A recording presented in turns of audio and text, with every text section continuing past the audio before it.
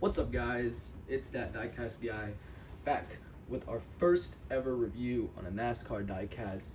And today we have a very special one. It's my first next gen diecast 2 from the 2022 season. The first Austin Cindric car I own, also, and it's his 2022 number 2 for Penske Racing discount tire diecast. Very excited for it. As you can see, the box looks really cool. Honestly, it's not as good as the 2021, but it's something I can live with. Does say 2022 next gen season, says ages 4 and up instead of an adult collectible. It does have the NASCAR's Cup Series logo, and then it does have Austin Cindric's name in big bold letters, which is really cool. On this side, it does say Austin Cindric, and then number 2 discount tire, 2022 Mustang, limited edition, and it has all that numbers or whatever. Then on the other side, it has, again, next gen 2022 season, ages 4 and up. This logo, which I never really know what it is, I'm kind of retarded. But the Lionel Racing, and then the official diecast of NASCAR. They need more. Then we also have on this side the barcode, and it also says 1/64 scale. So the box for this season is pretty cool. It also says the LionelRacing.com. The box for this season looks very cool. It's just I wish we had the colors like we did last year for separate drivers. But what are you gonna do about it? Not separate drivers, separate paint schemes, I think. But there's nothing you can really do about it.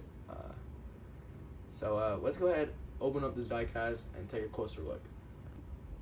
Alright, so we have the diecast out of its box, and I'm gonna be honest here. My first time holding a 2022 next gen, and it's a 1/64.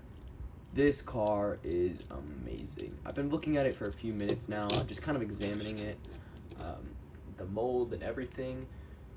And my God, it is very good, honestly. So we're gonna take a closer look at it. I'll go into my likes, my dislikes, and then we'll give it out of a 1 to 5 star rating. The diecast, the paint scheme, everything about it. But first up, let's take a look at the car in general. So obviously, it's much different than any NASCAR diecast we've ever had, since it is on the next gen mold.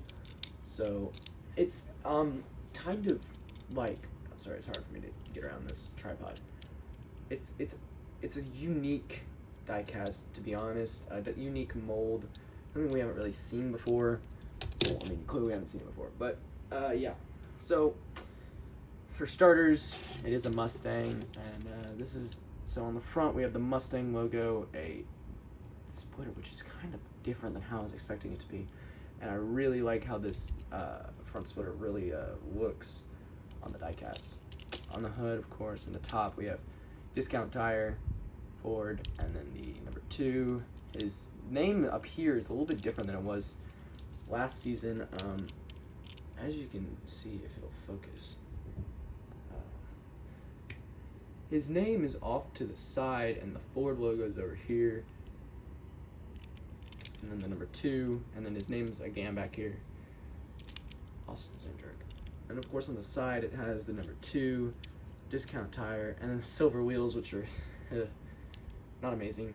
Back, it looks like it was kind of put on there kind of cheaply. It looks like slanted, sort of. This side is the exact same as the other side. And then, yeah, on the bottom, it says 2022 Ford Mustang used under license, Lionel Racing. The car itself looks very good.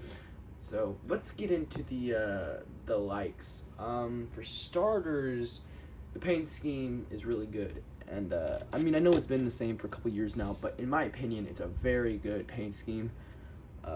They don't overdo it. They don't use the logo too much. I like the black and red kind of stripe down here. And then I love how the spoiler's red, or wing, whatever you want to call it. Doesn't really matter. I do like this black kind of thing as they go up the car. I think a lot of paint schemes do that, though. I'm not really entirely sure, but it is very nice, very cool. The dislikes, though, okay, one more like.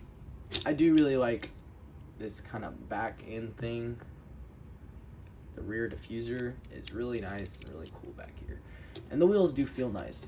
But and they do look good, the mold for them at least. But let's hop into the dislikes. First thing I don't like, the silver wheels. They make them look, the die-cast look cheaply made. Just really unfortunate that it just.